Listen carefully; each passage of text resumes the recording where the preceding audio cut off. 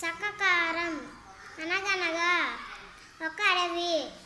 అడవిలో చాలా ఏనుగులు ఉన్నాయి.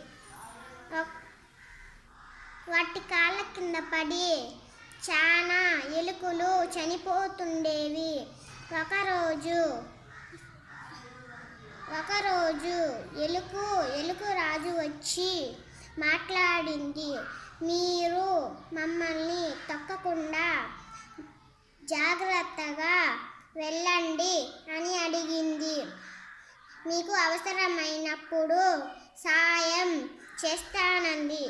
ఒకరోజు స్నానానికి నదికి ఏనుగులు వెళ్తున్నాయి. అనుకోకుండా వలలో చిక్కుకున్నాయి. సాయం కోసం ఏనుగురాజు పెద్దగా అరిచింది. ఎలుకరాజు వచ్చి చూసింది.